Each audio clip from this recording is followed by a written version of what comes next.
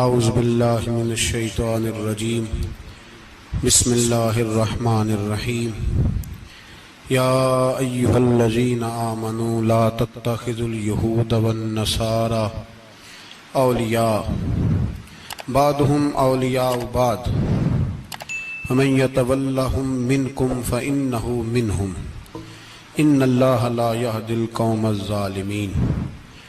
صدق اللہ العظیم وصدق رسولہ النبی الکریم۔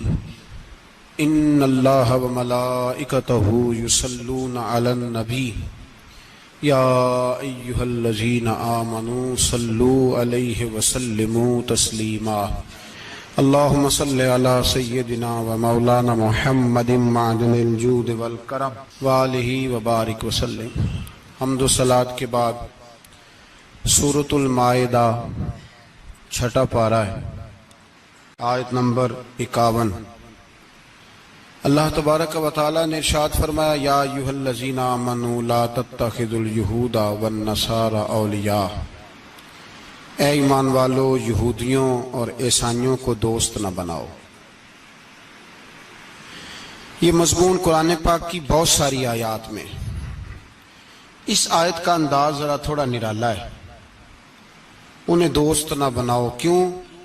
اس لیے کہ بعضهم اولیاء بعض، وہ آپس میں ایک دوسرے کے دوست ہیں۔ تمہارے دوست وہ آپس میں ایک دوسرے کے دوست۔ قرآن پاک ہمارے ذہنوں پر بڑی ٹھنڈی، بڑی خوبصورت دستک دیتا ہے۔ اے ایمان والو، انہیں اپنا دوست نہ بناؤ، اس لیے کہ یہودی اور عیسائی آپس میں ایک دوسرے کے دوست ہیں۔ اتنا بھی کافی تھا، لیکن اللہ تبارک و تعالی نے معیار ہی بدل دیا اور اتنا بڑا حکم ارشاد فرمایا۔ اس آیہ مقدسہ نے ہر چیز کو اپنے دامن میں سمیٹ کے رکھ دیا۔ یہودی اور عیسائی کو اپنا دوست نہ بناؤ، اس لیے کہ وہ آپس میں ایک دوسرے کے دوست ہیں۔ تو بات اتنی بھی کافی تھی، لیکن فرمایا اللہ تعالیٰ نے وَمَن يَتَوَلَّهُم مِّنكُمْ، جو تم میں سے انہیں اپنا دوست بنائے گا۔ تمہیں منع کر دیا ہے، ہم نے روک دیا ہے کہ دوست بنانا، اور اگر وَمَن يَتَوَلَّهُم مِّنكُمْ، جو تم میں سے، وَمَن يَتَوَلَّهُم مِّنكُمْ، جو بھی تم میں سے انہیں اپنا دوست بنائے گا فَإِنَّهُ مِنْهُمْ، تو وہ انہی میں سے ہے۔ تمہیں بتا دیا ہے کہ دوست یہودی اور عیسائی کو کبھی دوست بنانا، اور اگر بناؤ گے تو پھر تم، اور پھر جو قرآن مجید نے بات اس آیہ مقدسہ کو جو ختم فرمایا تو فرمایا ان اللہ لا یہدی القوم الظالمین، بے شک اللہ ظالموں کی قوم کو ہدایت نہیں دیتا۔ ظلم کرنے والوں کے نصیب میں ہدایت نہیں ہوتی۔ وہ ظلم کرتے رہتے ہیں اور انہیں سمجھایا جائے تو مانتے بھی نہیں، اس لیے کہ ہدایت ان کا نصیب نہیں ہوتی۔ میرے بھائی، دنیا میں بد نصیب ہے وہ شخص جو غلطی کرتا ہے اور پھر مانتا بھی نہیں، اور دنیا میں کم ظرف ہیں وہ لوگ، کم ظرف جو اپنے ظالم ہونے کے باوجود ظلم پر وضاحتیں پیش کرتے ہیں، اپنی غلطیوں کا اعتراف کرنے کی بجائے ان پر دلیلیں دیتے ہیں۔ چھوٹے ظرف کے لوگ۔ اللہ تبارک و تعالیٰ نے فرمایا یہودی اور عیسائی کو کبھی دوست نہ بنانا۔ میرے بھائیوں، میرے بزرگوں، میرے دوستوں، ہمارا دین تعصب سے پاک ہے، لیکن تسلب کا حامی ہے۔ تعصب کا مطلب یہ ہوتا ہے کہ کہنا مار دو دوسرے کو، برداشت ہی نہ کرو، اور تسلب کا مطلب یہ ہوتا ہے کہ اپنے دین میں پختہ ہو جاؤ، اپنے دین میں پکے ہو جاؤ۔ اب ہم نا ہر روز نماز کی نیت باندھتے ہیں، اللہ اکبر، سورۃ فاتحہ پڑھتے ہیں، اہدنا الصراط المستقیم صراط الذین انعمت علیہم، اتنی بھی بات بڑی تھی، کافی تھی۔ اے اللہ ہمیں صراط مستقیم پہ چلا اور ان لوگوں کے رستوں پہ چلانا جن پر تو نے انعام کیا. بڑی بات تھی، مثبت بات ہو گئی، منفی بات کی ضرورت نہ تھی. لیکن اللہ تبارک و تعالیٰ نے فرمایا کہ جہاں تم مجھ سے یہ دعا مانگو نا کہ صراط الذین انعمت علیہم، یا اللہ ان لوگوں کے رستوں پہ چلا جن پر تو نے انعام کیا، انبیاء، صلحاء، اتقیاء، صوفیاء، اولیاء. جہاں یہ دعا مانگنی ہے نا، ساتھ ایک اور بات بھی تم نے کرنی ہے. وہ کیا ہے؟ غیر المغضوب علیہم ولا الضالین. اے اللہ ان سے ہمیں بچا جن پر تیرا غضب ہوا، ان کے رستے پہ نہ چلانا جن پہ تیرا غضب ہوا اور جو گمراہ ہو گئے. اب دو باتیں سمجھ میں آئیں کہ مومن کو اپنے عقیدے سے پیار کرنا ہے اور کافر کے عقیدے سے اظہار بیزاری کرنا ہے، ان کے نظریے سے، ان کے عقیدے سے نفرت کرنی ہے. کافر کے عقیدے اور نظریے سے، اس کا کیا مطلب ہے؟ تسلب کا مطلب ہوتا ہے اپنے دین میں پکا ہونا. دو تین جملوں میں بات سمجھاتا ہوں، اگر آپ کی سمجھ میں آئی تو بڑا بہتر ہوگا. دو تین جملوں میں تسلب، پکا ہونا، اس کا کیا مطلب ہے؟ اس کا مطلب یہ ہے کہ اپنی آنکھوں پر جو تم نے اینک لگانی ہے وہ دین کی اینک لگانی ہے. جو چیز بھی دیکھنی ہے وہ دین کی آنکھ سے دیکھنی ہے. جو کچھ بھی تم نے چاہنا ہے، بڑی بات کر رہا ہوں اگر آپ سمجھے تو، جو بھی تم نے دیکھنا ہے دین کی اینک سے دیکھنا ہے. جو تم نے چاہنا ہے وہ دین کے دل کے ساتھ چاہنا ہے، اور جو تم نے سوچنا ہے وہ دین کے دماغ کے ساتھ سوچنا ہے. اس کا ترجمہ اقبال نے کیا، کہنے لگے قوم مذہب سے ہے، مذہب جو نہیں. قوم کس سے ہے؟ قوم مذہب سے ہے، مذہب جو نہیں. اور فاضل بریلوی کہتے ہیں دہن میں زبان تمہارے لیے اور بدن میں ہے جان تمہارے لیے. ہم آئے یہاں تمہارے لیے تو اٹھیں بھی وہاں تمہارے لیے. اپنی ہر چیز، ہر نقطہ نظر میں پہلے دین، اس کے بعد کوئی اور. کافر کے عقیدے سے ہمارے زمانے میں نا فلسفی، منطقی، ادیب، شاعر، ملنگ، تلنگ، یہ بڑی جماعتیں. کھچڑی ہے، کھچڑی. اب وہ کھچڑی ایک نیا درس دیتی ہے. وہ کھچڑی یہ کہتی ہے کہ یہ سارے اللہ کو پکارتے ہیں، سارے اسی کے نام ہیں. یہ سارے، ہمارے ایک سابق وزیر اعظم نے بھی کہا تھا، ایک نوجوان کی عادت دی ہے گھسی پٹی جماعت نے، وہ بھی یہی کہتے ہیں. ہولی پہ بھی چلے جاؤ، دیوالی پہ بھی چلے جاؤ، ہندوؤں کے مندر میں بھی چلے جاؤ، وہ کہتے ہیں سارے اسی کے نام ہے. جو بت کو پکار رہا ہے وہ بھی اسی کو ہی پکار رہا ہے، معاذ اللہ. جو رام رام کہہ رہا ہے وہ بھی اصل وہی ہے. وہ بیوقوف ہو. اگر بت کو پکارنے والا بھی کسی نہ کسی رنگ میں اللہ کو ہی پکار رہا تھا، معاذ اللہ، تو پھر نبی پاک صلی اللہ علیہ وسلم کو کیا ضرورت تھی بتوں کا مقابلہ کرنے کی؟ تم نے تو سارا دین ہی مشکوک کر دیا. ہر شے مشکوک ہو گئی. جو بتوں کو پکار رہا ہے وہ بھی اسی کو پکار رہا ہے، جو رام کہہ رہا ہے وہ بھی اسی کو کہہ رہا ہے، جو پتھر پوج رہا ہے وہ بھی. کیا تماشا لگایا ہوا ہے. اللہ تبارک و تعالیٰ تو اتنا غیور ہے، وہ کہتا ہے ان اللہ لا یغفر ان یشرک بہ ویغفر ما دون ذلک لمن یشاء. میں ہر چیز بخش دوں گا، میرے ساتھ کسی کو شریک نہ بنانا، میں اس کی معافی نہیں دوں گا. اللہ کے پیارے پیغمبر حضرت عزیر، جناب عیسیٰ علیہ السلام کو جب لوگوں نے معاذ اللہ خدا کا بیٹا کہا تو رب تبارک و تعالیٰ نے قرآن پاک کی آیتیں نازل فرمائی. فرمایا یہ جھوٹ بولتے، یہ ظلم کرتے ہیں اپنی جانوں پر. او بھائی، یہ کھچڑی جو پکا رہے ہیں نا ملنگ لوگ، ادیب لوگ، سارے اسی کے نام ہیں. اس کا ایک ہی نام ہے، لا الہ الا اللہ، لا الہ الا اللہ، لا الہ الا اللہ. اس کے سوا کوئی بھی معبود ہو ہی نہیں سکتا، سوال ہی نہیں. او خدا کے بندے، یہ فلسفہ. اور پھر ہم سیانے بڑے، ہمارے دلوں میں رحمت بڑی ہے، نرمی بڑی ہے. کافر کے حق میں، مشرک کے حق میں، سارے کی اسی کو پکارتے ہیں. تو زیادہ مہربانی کرنے والا ہے یا نبی پاک زیادہ رحمت للعالمین ہے؟ حضور نے تو فرمایا بت کے پجاری سے جہاد ہوگا تلوار کے ساتھ.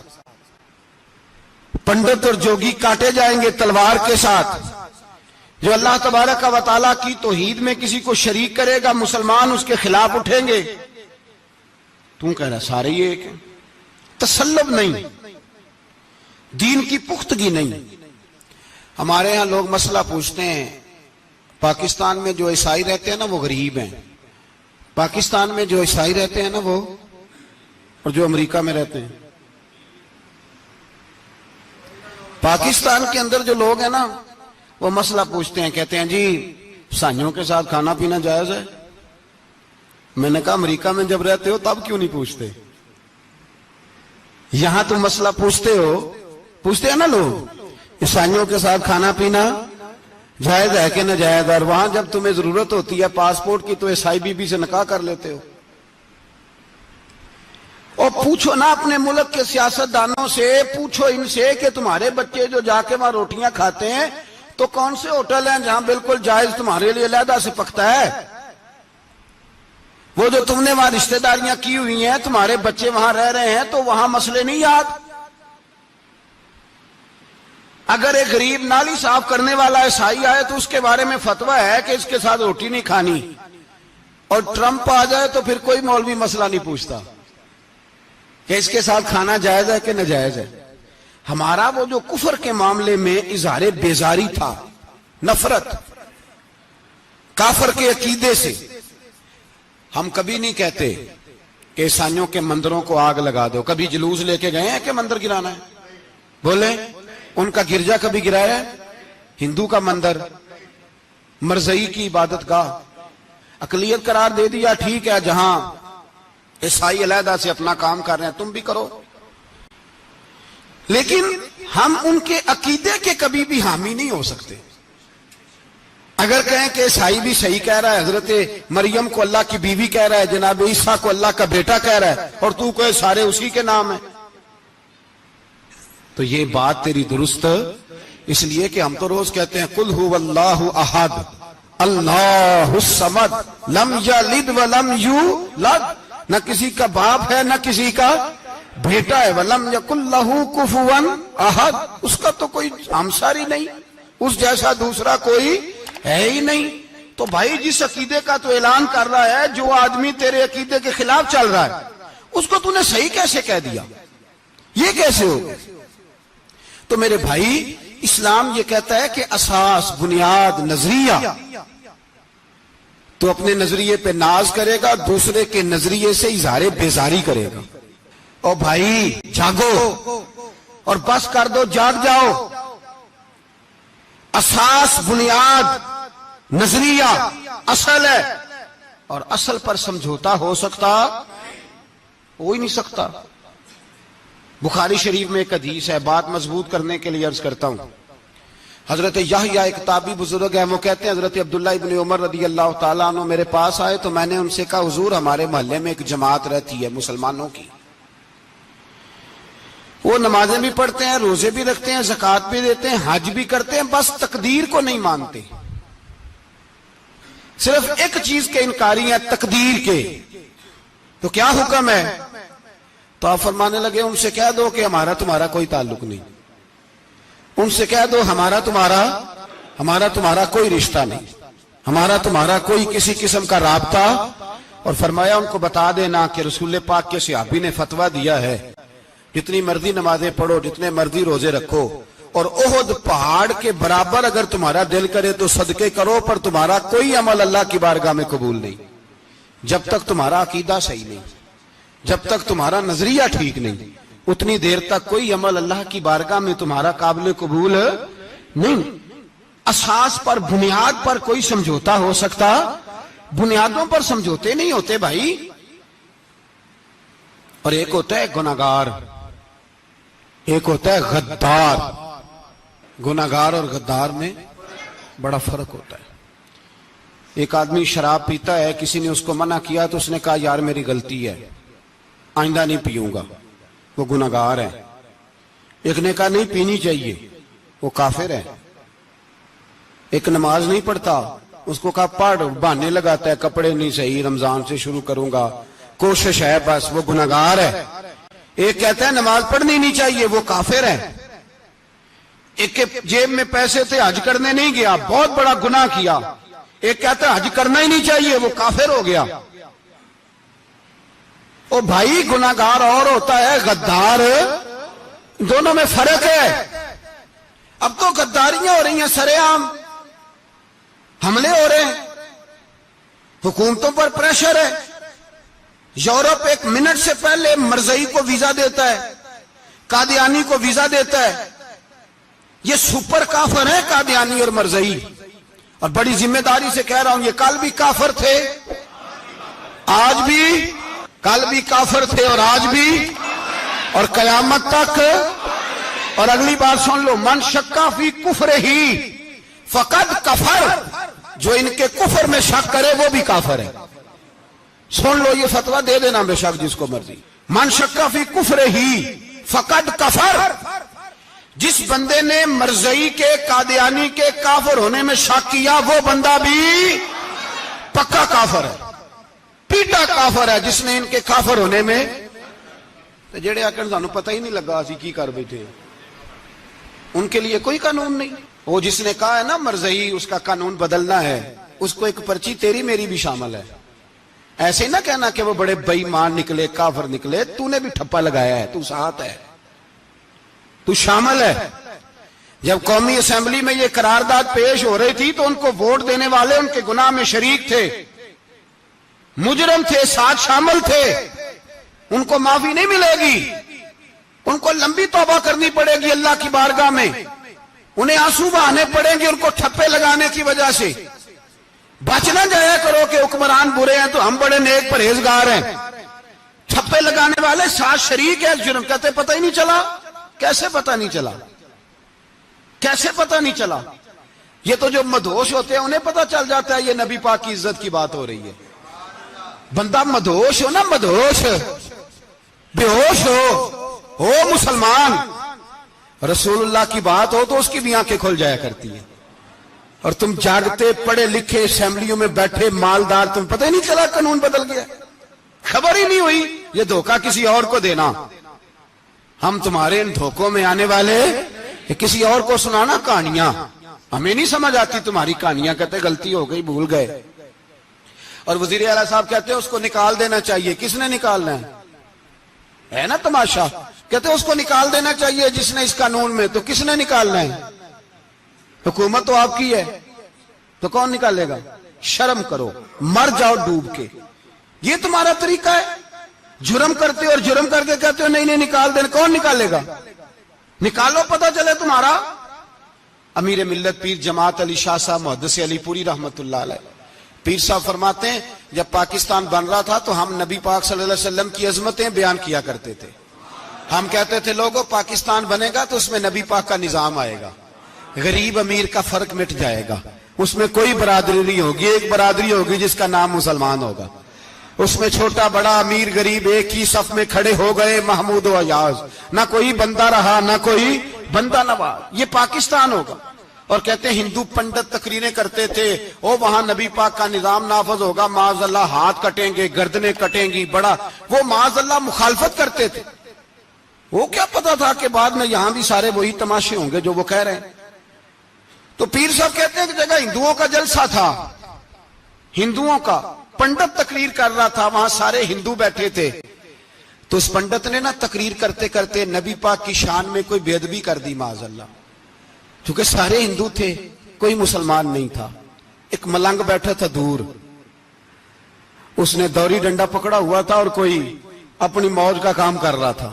آپ کو پتا ہے ان کے پاس جو ڈنڈا ہوتا ہے بڑا رنگین ہوتا ہے، کوئی اسپیشل بنایا ہوتا ہے انہوں نے، تو بیٹھا تھا ملنگ۔ میں نے کہا بے ہوش بھی ہونا، جو بے ہوش ہو مسلمان، رسول اللہ کا نام آئے تو اس کی بھی آنکھیں کھل جایا کرتی ہے، تیری بند کی باندھی رہ گئی ہے، کیسے ہو گیا؟ ہاتھ میں ڈنڈا تھا اور وہ اپنے کام لگا ہوا تھا۔ جب اس کے کانوں میں سپیکر کی آواز آئی نا کہ نبی پاک کے بارے میں بات کی ہے، تو ڈنڈا اٹھایا، پیچھے سے اسٹیج پہ چڑھ گیا، اور ہندوؤں نے سمجھا ملنگ آدمی ہے، اس نے کیا کرنا ہے۔ آیا پنڈت کے پاس اور وہ کہتا ہے میں نے 3 ڈنڈے اتنی زور سے مارے کہ چوتھے کی ضرورت ہی نہ پڑی، اتنی زور سے 3 ڈنڈے سر پہ مارے کہ چوتھے کی ضرورت ہے، اس کی پھر آواز ہی نکلی، مر گیا وہ۔ مجھے پکڑا جیل میں پھینک دیا. امیر ملت پیر جماعت علی شاہ صاحب کہتے ہیں میں امرتسر کی جیل میں ملنے گیا اور میں نے اس کے سامنے کھڑے ہو کے کہا, میں نے کہا بے لیا, نہ تو نماز پڑھے, نہ تو روزہ رکھے, نہ تو مسجد آئے, نہ تو کوئی اور کام کرے, اور اتنا بڑا تو نے کام کیا, گستاخ مار دیا.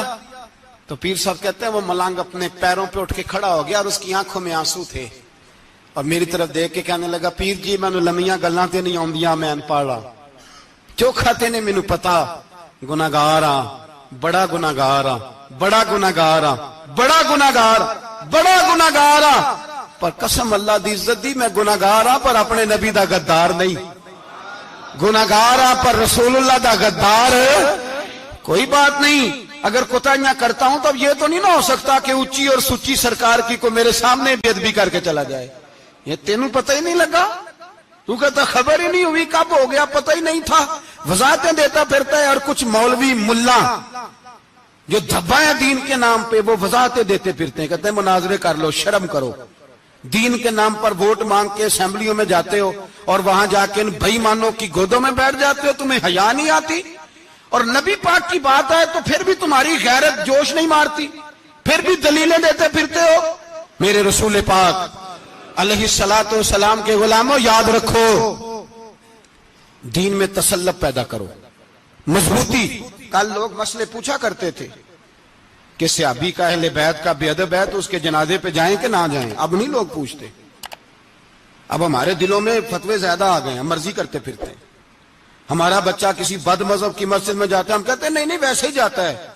تجھ سے پوچھا جائے گا, اس دن پتا چلے گا, جس دن تم مرے گا تو تیرے لیے دعا بھی نہیں کرے گا, تیری قبر پہ بھی نہیں جائے گا, تجھے پتا چلے گا اس دن کہ ویسے ہی جاتا ہے کہ ایسے جاتا ہے. کوئی پابندی نہیں, کوئی تسلط بھی نہیں, عقیدے میں ایمان میں کوئی پختگی نہیں, ہمیں خیال ہی نہیں کہ کدھر جا رہی ہیں اولادیں, سوچتے ہی نہیں. ہم خیال ہونا چاہیے, سمجھ ہونی چاہیے. میرے رسول پاک علیہ الصلوۃ والسلام کے صحابہ میں تسلط تھا, تسلط. سگی اماں بھی اگر بے ایمان ہوتی تھی تو صحابہ قریب نہیں آنے دیتے تھے. حضرت اسماء بنت ابی بکر صدیق ان کی ماں مشرکہ تھی. جناب صدیق اکبر کی ایک زوجہ حضرت ابو بکر نے طلاق دے دی. کچھ عرصے کے بعد وہ اپنی بیٹی کو ملنے آئی, ماں بیٹی سے ملنے آئی تو حضرت اسماء بنت ابو بکر کو پیغام بھیجا, کہا بیٹے میں تجھے ملنا چاہتی ہوں. تو کہا اماں ذرا ٹھہر جا, پہلے میں اپنے نبی سے پوچھ لوں. پہلے اپنے, ماں بعد میں ہے, نبی پہلے ہے. پہلے حضرت اسماء حضور کی بارگاہ میں گئی, یا رسول اللہ میری اماں ملنا چاہتی ہے, اور مشرکہ ہے, حکم کیا ہے؟ فرمایا تو ماں کی حیثیت سے مل سکتی ہے. انہوں نے تو سگے ماں باپ سے ناطے توڑ لیے, سگے رشتہ داروں سے, اور تو ان سے دوستیاں ختم نہیں کر سکتا, تیرا تعلق بھی نہیں. نہیں, سارے اسی کو پکارتے ہیں, سارے ایک ہی ہیں. یہ تماشے کسی اور کو دکھانا, یہاں رسول اللہ کے غلام بستے ہیں. ہمارا عقیدہ بڑا پختہ ہے, بڑا پختہ, بڑے پختہ نظریات کے لوگ اللہ نے اس دھرتی کو عطا فرمائے. اس زمین نے بڑے کامل مومن پیدا کیے. بھائی یاد رکھو, رسول پاک علیہ الصلوۃ والسلام کے غلاموں میں اپنے دین کے لیے تسلط تھا, پختگی تھی, کفر سے بیزار رہتے تھے. اگر سب کو ایک میں ایک ہی کرنا تھا تو پھر اتنی لمبی چوڑی جدوجہد, امیر حمزہ کا کلیجہ نکل گیا, کان کٹ گئے, سب کچھ ہو گیا, اور آج تم ان شہیدوں کی لاشوں پہ کھڑے ہو کے کہتے ہو کہ یہ تو ایسے ہی کٹ گئے. مذاق ہے یہ, کوئی مذاق ہے؟ اصل بات بتاؤں آپ کو کیا ہے, دین مفت میں ملا ہے, اور جو شے مفت مل جاتی ہے اس کی قدر نہیں ہوتی. قدر دین نبی دا ایک ہی جانن دنیا دار کمینے, دین نبی دا جانن والے سونگے وچ مدینے. تجھے کیا پتا, تجھے کیا خبر اس دین کی؟ تجھے خبر ہی نہیں میرے رسول پاک کا پسینہ کتنا بہا ہے. کبھی تیرا پھیرا لگے تو احد کے پہاڑ سے جا کے پوچھنا نبی پاک کا خون کتنا بہا ہے.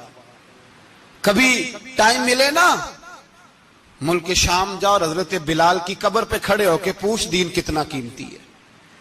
اور پھر اس سے زیادہ بات پوچھنی ہو نا کبھی تو مدائن جا, حضرت سلمان فارسی کے مزار کے پاس ان سے پوچھ دین کی قیمت کتنی ہے. وہ تجھے بتائیں گے کہ کئی 100 سال لگ گئے نبی پاک کے قدموں میں پہنچنے تک. 100 سال, کئی 100 سال. اور اگر پھر بھی تجھے تسلی نہ ہو تو جنت البقیع میں جا اور سیدہ طیبہ طاہرہ حضرت فاطمہ الزہرا سے پوچھ، ان سے پوچھ بی بی اس دین کی قدر کیا ہے، وہ تجھے بتائیں گی کہ جب دین کے چہرے پہ سرخ رنگ بھرنا تھا تو میں نے حسین کا خون دے کے بھرا ہے۔ وہ تجھے بتائیں گی کہ اس دین کو جب پینٹ کرنا تھا تو میں نے جناب علی اصغر کے بازوؤں کے ساتھ مصوری کی ہے۔ اس کو آسان سمجھ رکھا ہے لوگوں نے، آسان سمجھ رکھا ہے، کہا تم کٹ گئے۔ اور آج اٹھنے والا صوفی اور درویش کہتا ہے سارے ایک ہی ہیں، سارے اسی کو مانتے ہیں۔ جس سیاستدان کا دل کرتا ہے وہ جا کے مندروں میں پوجا کر آتا ہے، جس کا دل کرتا ہے وہ جا کے ہندوؤں کی ہولی اور دیوالی میں شریک ہو جاتا ہے۔ سب ایک ہی ہیں۔ اگر ایک ہی تھے تو حسین کا علی اصغر کیوں شہید ہوا؟ اگر سب ایک ہی تھے تو جناب علی اکبر کیوں شہید ہوئے؟ سارے ایک ہی تھے تو پھر ٹھیک ہے، مست رہنا چاہیے تھا۔ یہ مذاق ہے اتنی قربانیاں؟ شرم ہی نہیں آتی بات کرتے ہوئے؟ جاگو اور اپنے دین کو سمجھو۔ میرے رسول پاک علیہ الصلوۃ والسلام نے جو دین دیا اس میں تسلب ہے، تسلب، کفر سے بیزاری۔ کتنی بیزاری؟ حضرت ام حبیبہ رضی اللہ تعالیٰ عنہ ام المومنین ہے، یہ ہماری اماں ہیں۔ ماؤں کے نام تو بچوں کو آنے چاہیے نا، یہ مومنوں کی ماں ہیں، ابو سفیان کی بیٹی ہیں، حضرت ابو سفیان رضی اللہ تعالیٰ عنہ کی بیٹی، نبی پاک کی زوجہ ہیں، جناب امیر معاویہ رضی اللہ تعالیٰ عنہ کی سگی بہن حضور کی زوجہ تھی، بہت بڑے امیر باپ کی بیٹی تھی۔ مدینے جب آئیں تو نبی پاک کے گھر میں غربت دیکھی، آزمائش دیکھی، کئی دنوں کے فقر اختیاری کے جلوے دیکھے۔ ابو سفیان ایک مذاکرات کے سلسلے میں مدینے آئے اور کہتے ہیں میں نے سوچا سیدھا اپنی بیٹی کے گھر جاتا ہوں، تو کہتے ہیں میں حضرت ام حبیبہ کے صحن میں داخل ہوا تو چارپائی پہ بستر بچھا ہوا تھا، اور ام حبیبہ ایک سائیڈ پہ بیٹھ کر تو سوئی دھاگے کے ساتھ کوئی کام کر رہی تھی۔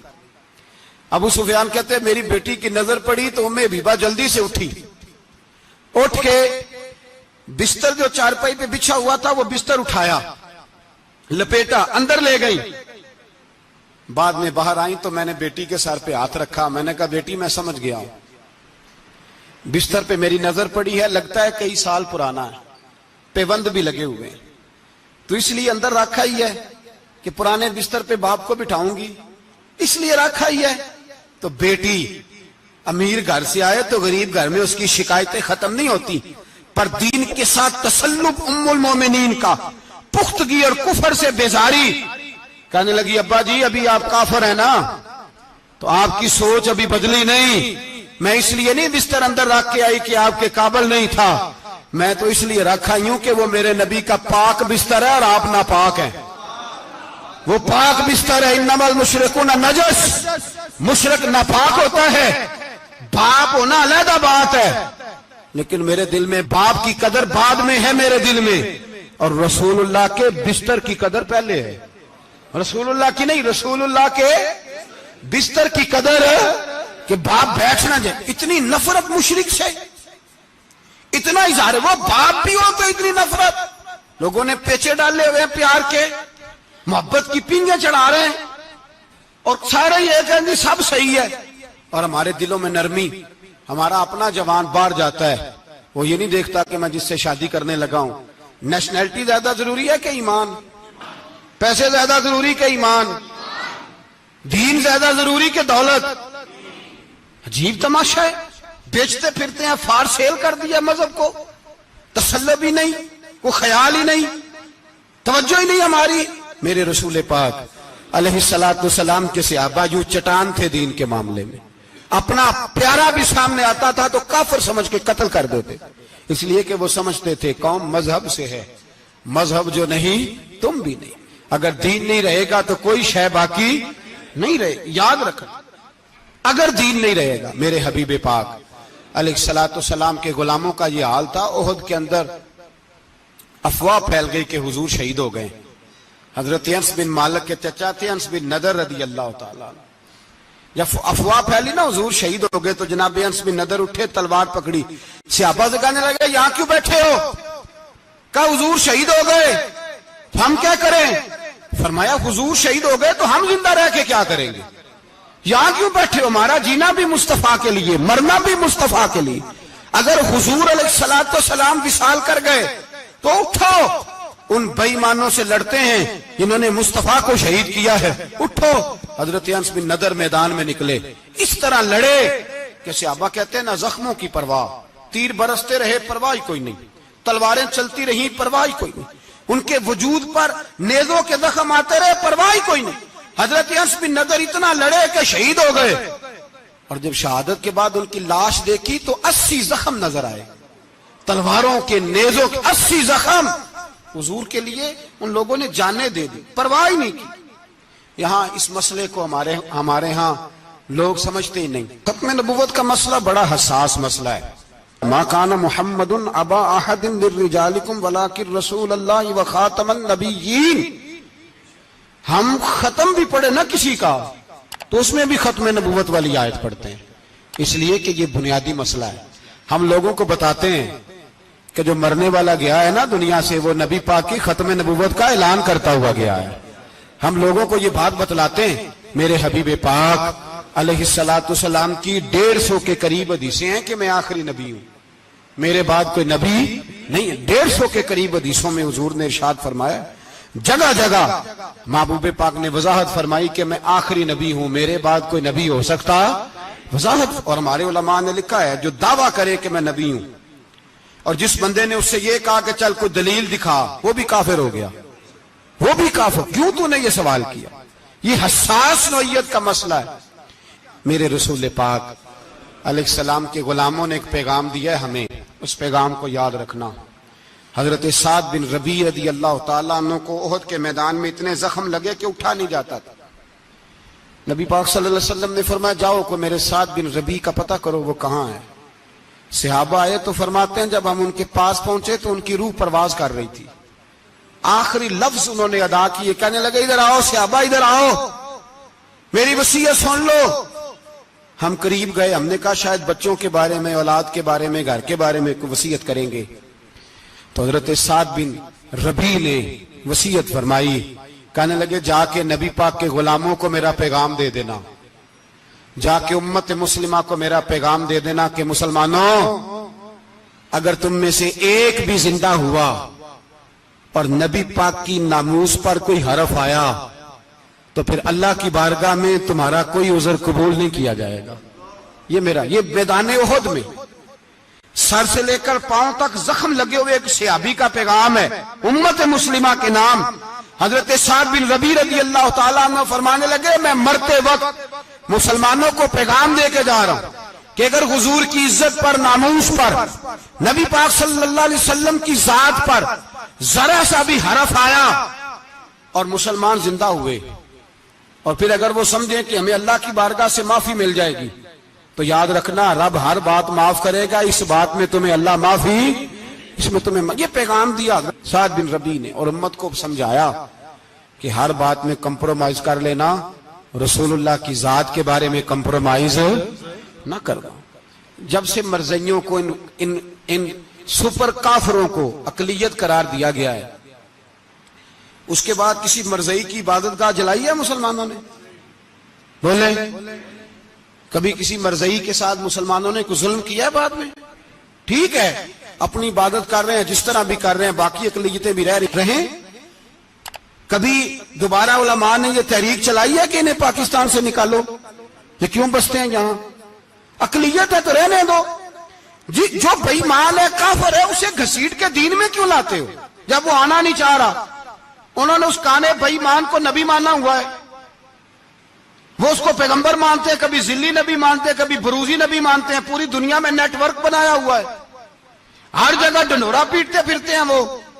وہ کہتے ہیں خاتم النبیین کا معنی یہ ہے کہ نبی پاک تو مہرے لگانے آئے ہیں، بڑے نبی آ سکتے ہیں۔ ان کا عقیدہ یہ ہے کہ مرزا مستقل نبی نہیں تھا، وہ حضور کا سایہ بن کے آیا تھا۔ وہ معاذ اللہ جس نبی کا اللہ پاک نے ظاہری حیات میں سایہ نہیں بنایا، یہ کانا سایہ بنے گا نبی پاک کا؟ اس بے ایمان کو وہ اپنا پیشوا مانتے ہیں۔ چلو چھوڑو، جو کافر کو اپنا پیشوا مانے وہ بندہ صحیح ہوتا ہے؟ چلو نبی نہ بھی مانے، پیشوا مانے، وہ صحیح ہوتا ہے؟ اتنے پکے بے ایمانوں اور کافروں کو تم لوگوں نے گنجائش دینے کے لیے صرف مغربی یہ جو بنانا چاہتے ہیں نا، یہ اپنے اوپر سے لیبل اتارنا چاہتے ہیں کہ نہیں جی نہیں، ہم تو سب کو لے کے، وہ تو کئی دفعہ کہہ چکے ہیں جی سارے اسی کو پکارتے ہیں.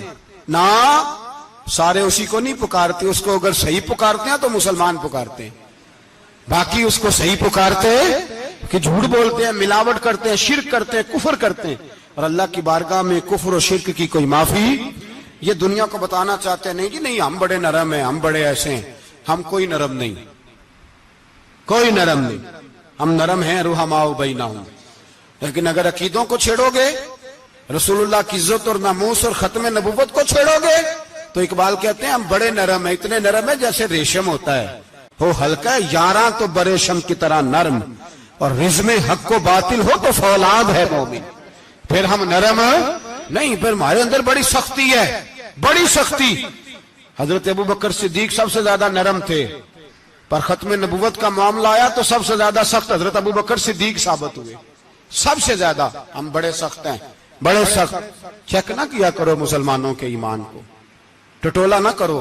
میری آپ سے بھی اپیل ہے کہ ایسے ہی کو بندہ اگر آپ کے گھر آ جائے نا اور آ کے کہے میں فلاں صاحب ہوں، تو روب میں نہ آیا کرو. اس سے پہلے پوچھا کرو یوں تو سید بھی ہو، مرزا بھی ہو، افغان بھی ہو، تم سبھی کچھ ہو، بتاؤ کہ مسلمان بھی ہو. بس کر دیں، اب بس کر دیں. ان لوگوں کے ہاتھ مضبوط کر دیں جو ہاتھ بڑھاتے ہیں تو نبی پاک کی ختم نبوت پہ ہی ڈال لیتے ہیں. ان کے ہاتھ مضبوط کرنے بند کرو، بند کرو ان ظالموں کے ہاتھ مضبوط کرنے. حضور آخری نبی ہیں. بولیے نبی پاک، سارے بولیے حضور. حضور کے بعد جو کسی اور کو نبی مانے وہ کل بھی کافر تھا، آج بھی، قیامت تک وہ. جو اس کے کفر میں شک کرے وہ بھی، جو مرزائی قادیانی کے کفر میں شک کرے وہ بھی کافر ہے. مر جائے تو مسلمانوں کے اس قبرستان میں اس کا دفن ہونا جائز ہے، مسلمان کا اس کے لیے تعزیت کرنا جائز ہے، مسلمان کا اس کے دل اس کے حق میں نرمی پیدا کرنا جائز ہے. نہیں، مسلمان کا اس شخص کے بارے میں کسی قسم کی گنجائش دینا جائز ہے. کل بھی کافر تھے، آج بھی کافر ہیں، قیامت تک کافر رہیں گے. مسلمان وہ رہے گا جو کہے گا کہ نبی کی ہر شان کو ہم مانتے ہیں. حضور خاتم النبیین ہے، زبان سے اقرار کرتے ہیں اور دل سے اس پر ایمان لاتے، وہ بندہ مسلمان رہے گا. ہم حکومتوں کو سمجھاتے ہیں اپنی قبریں خراب نہ کرو، اپنی آخرت تباہ نہ کرو. نہ بات تھوڑا سا وقت ہے، تمہارے باپ دادا مر گئے، ان کا نام بھی کوئی نہیں لیتا، تم بھی دنیا سے جاؤ گے. خدا را ہم تمہیں سمجھاتے ہیں، ہم درد مندانہ اپیل کرتے ہیں اپنی آخرت بچاؤ. یہ اسمبلیاں چند روزہ، یہ حکومتیں چند روزہ. ادھر جا کے دیکھ لو شدرے میں وقت کا بادشاہ لیٹا ہے، لیکن کوئی نہیں جاتا. بادشاہ تھا، اٹھتا تھا تو دنیا اٹھتی تھی، بیٹھتا تھا تو دنیا بیٹھ جاتی تھی. آج ہمارے بہت سارے نوجوانوں کو پتہ نہیں کہ اس کسی بادشاہ کی قبر بھی ہے. بہت بڑا مقبرہ بنا، بڑی سیرگاہ بنی ہے، پر کوئی جاتا نہیں. چند قدم راوی کراس کر کے دیکھ لو، داتا علی اجمیری لیٹے ہوئے.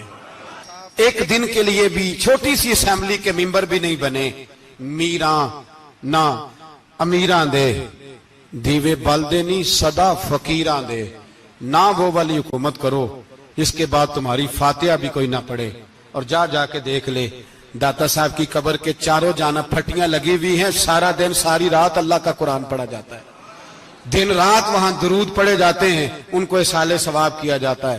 یہ والی زندگی جی، واپس آ جا، نہ اپنی آخرت خراب کر. بچ جا، وقت کی حکمران لوٹ آ، رسول اللہ کے قدموں میں بیٹھو، اعلان کرو، بغاوت کرو نبی پاک کے دشمنوں کے خلاف، اور حضور کے سچے غلام بن کے جیو. اگر سچے غلام بنو گے تو حضرت عمر بن عبدالعزیز کی طرح تمہارے تذکرے ممبروں پہ رہیں گے.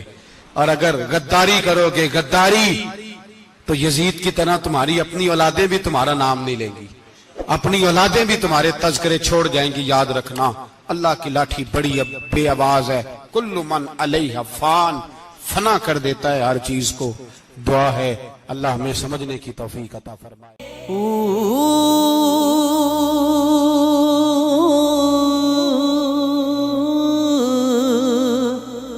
اللہ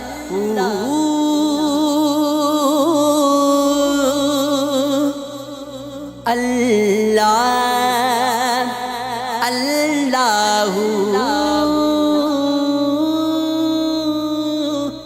اللہ اللہ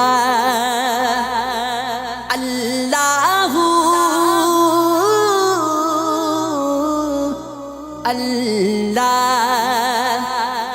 اللہ اللہ